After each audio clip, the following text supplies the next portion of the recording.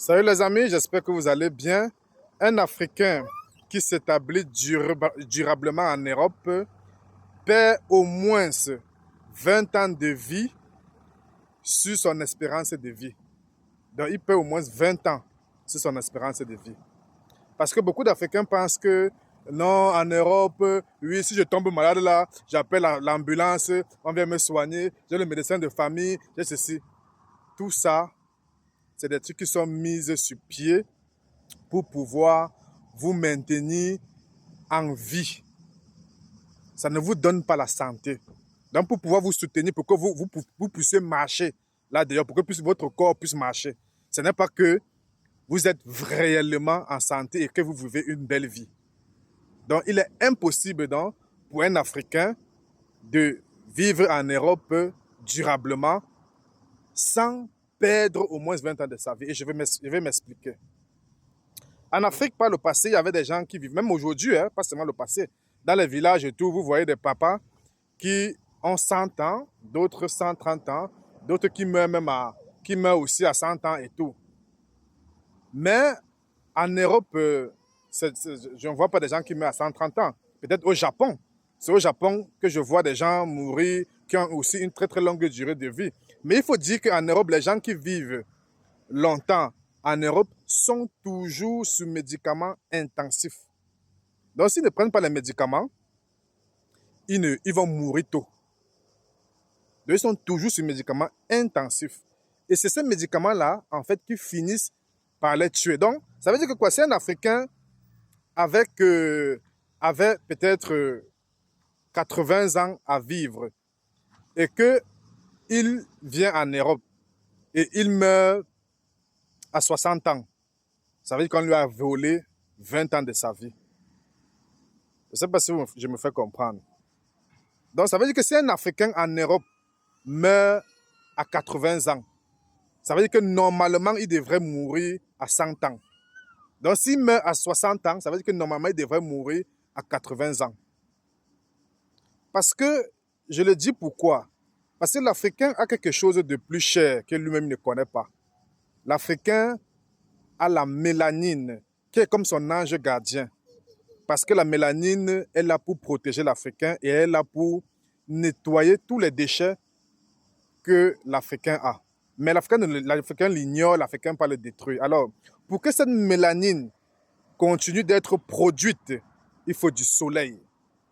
En Europe, par exemple, en Occident en général, il y a un manque de soleil. Donc déjà, c'est déjà un facteur important pour la suivi de l'Africain. Donc si l'Africain vit dans une société où il n'y a pas de soleil pendant 9 mois, pendant 10 mois, son espérance de vie diminue, qu'il ne veuille ou pas. Donc, première chose, manque de soleil. Autre chose qui diminue l'espérance de vie de l'Africain en Europe, c'est les nourritures hyper transformées. Donc, c'est l'abondance des nourritures hyper transformées qui sont partout. Tu ne peux pas y échapper. Pourtant, quand tu es au village, là, parfois même tu n'as même pas l'argent même pour acheter même la bière, même pour acheter même ces produits transformés-là. Donc, ça te fait éviter, ça t'épargne de ces nourritures poubelles. Mais en Occident, par exemple, il y a beaucoup, l'Africain est envahi de nourriture poubelles. Je m'explique. Si, par exemple, un Européen fume la drogue et que l'Africain fume également la drogue, l'Africain aura 2 fois plus de répercussions que l'Européen. Donc, ça sera plus grave. Le degré de manifestation, de toxicité sera plus élevé chez l'Africain.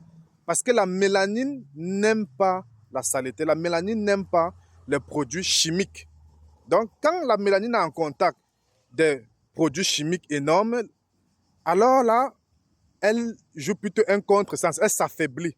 Et le cerveau même ne produit plus, qui est l'épiphyse, ne produit plus des hormones qui vont produire de la mélanine après.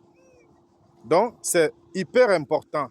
Donc, si vous êtes en Occident et que vous mangez des nourritures poubelles, parce que vous êtes obligé, parfois, parce que c'est partout. Donc, si vous êtes partout et que vous mangez des nourritures poubelles, c'est clair que vous allez réduire votre espérance de vie. Et puis, vous allez rester là à prendre des médicaments. Oui, vous allez prendre des médicaments, mais ce sont ces médicaments qui vont vous détruire. Et prendre les médicaments ne veut pas dire que vous êtes en santé. On voit les gens en Afrique qui meurent à 130 ans, qui n'ont jamais de médecin, qui n'ont pas de dentiste, qui ne portent pas de verre, qui n'ont pas d'hypertension, qui n'ont pas de diabète. Mais ils vivent bien, ils meurent bien, parce qu'il faut un jour ou l'autre mourir.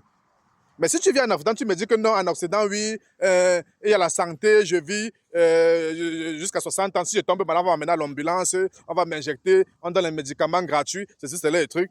Non, ce n'est plus un bon modèle de vie.